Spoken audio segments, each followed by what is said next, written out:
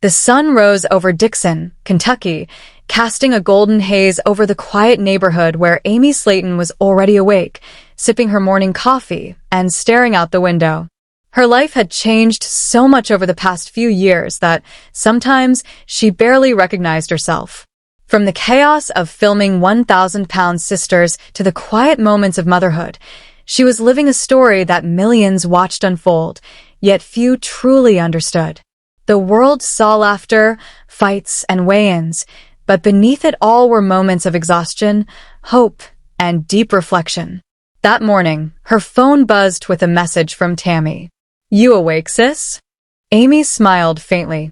Tammy had always been the early one lately, ever since her recovery. The change in her sister had been nothing short of miraculous. Amy typed back, "Yeah, I'm up. Coffee's ready. You coming over?" The reply came instantly. "Be there in 10. Don't forget my creamer." When Tammy arrived, she looked healthier than Amy had seen her in years. Her face was slimmer, her eyes brighter.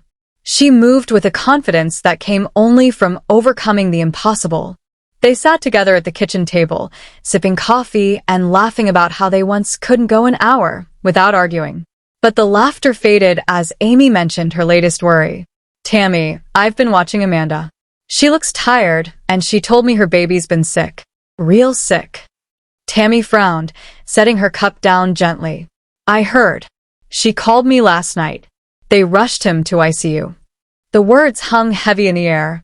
Family had always been the center of everything for the Slaton sisters.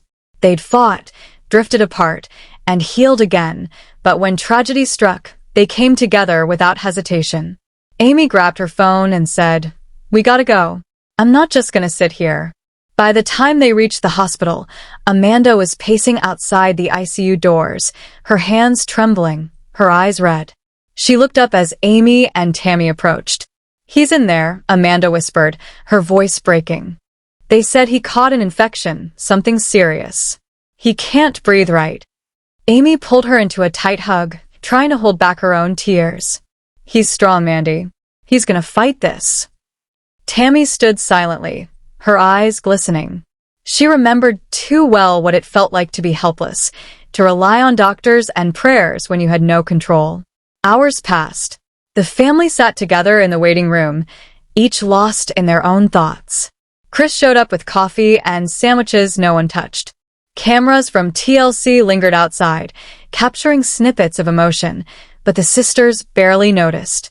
This wasn't TV now. This was real life, raw and terrifying. Amanda wiped her face and whispered, "I keep thinking it's my fault. Maybe I missed something. Maybe I didn't feed him right, or..." Amy cut her off gently. "Don't. You did everything right. Sometimes bad things just happen, but that doesn't mean you caused it." When the doctor finally came out, his face was serious but not hopeless. "He's stable for now," he said quietly. "We're keeping him on oxygen and fluids. The next 24 hours will tell us more." Amanda crumpled into Amy's arms, sobbing with relief. Tammy exhaled shakily, whispering a quiet thank you under her breath. The next few days were a blur of hospital visits, prayers, and long nights. Amy stayed by Amanda's side, bringing her food and making sure she rested. Tammy, who once hated hospitals, visited every evening, her presence calm and grounding. When Amanda's baby finally opened his eyes and let out a weak cry, it felt like the whole world exhaled with him. Back at home, Amy sat on her porch swing, staring out at the fading sunset. "Life don't give warnings, does it?" she said softly. Tammy, sitting beside her, nodded. "Nope. It just hits you and you deal with it." They sat in silence for a while before Tammy added, "You ever think about how far we've come? I mean, really think about it." Amy chuckled softly. "Every day. I used to think my story was just about losing weight. Turns out it's about learning to keep going no matter what." Weeks passed, and the family began to heal. Amanda's baby grew stronger each day, and the fear that had gripped them slowly faded into gratitude. But the experience had changed them all, especially Amy. She realized how fragile everything was: health, time, even happiness, and she promised herself never to take it for granted again. At the next TLC filming, Amy spoke candidly about what happened. "People see us on TV and think it's all drama and jokes," she said into the camera, her eyes wet but steady. "But behind those scenes, we're just real people. We worry, we cry, we fight for our families. This show ain't about fame. It's about survival and about loving each other even when it's hard." Tammy watched from across the room, nodding. "That's the truth," she said. "We've all been through hell and back, but we're still standing." The production team was silent for a moment, moved by the raw honesty. That night, as they wrapped filming, the sisters sat together outside under the stars. Chris joined them, handing each a soda. "To us," he said, raising his can. "The messed up, stubborn, but strong Slaton family." They laughed, the kind of laughter that comes after surviving something that could have broken you. But beneath the laughter, Amy's thoughts lingered on Amanda. Even though things were better, she still carried a quiet fear. The fear every mother knows too well, that one day, everything could change again.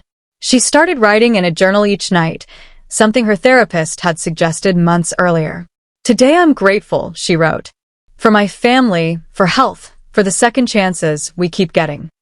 As fall turned to winter, life found a new rhythm. Tammy continued to thrive after surgery, focusing on fitness and mental health. She'd become an advocate online, speaking to fans about food addiction and recovery.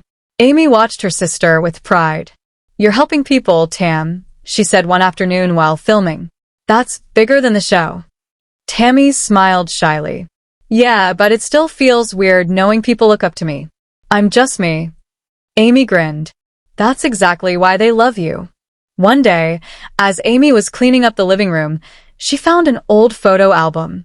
Inside were pictures from their childhood, birthdays, Christmases, and one of their late mother holding them close. Amy sat down on the couch, tracing her mother's face with her finger.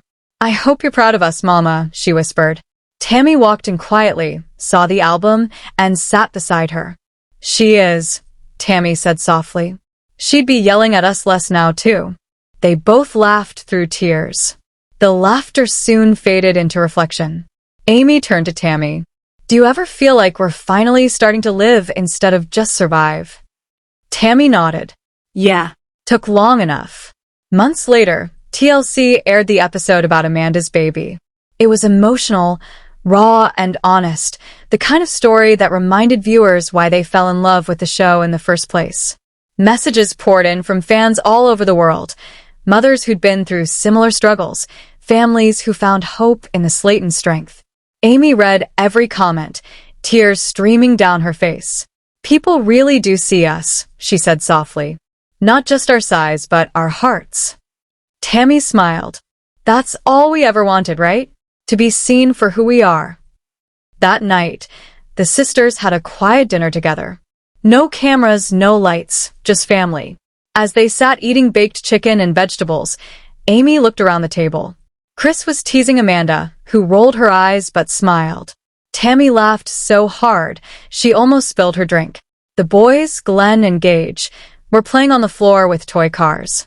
It wasn't glamorous, but it was real. And for Amy, it was perfect. Later, as the house quieted and everyone went to bed, Amy stood by the window, watching the moonlight pour across the yard. She thought about everything, the pain, the progress, the laughter. She knew their journey wasn't over. There would always be new challenges. But for the first time in years, she wasn't afraid of what came next. She whispered to herself, "We're gonna be okay." And deep down, she believed it.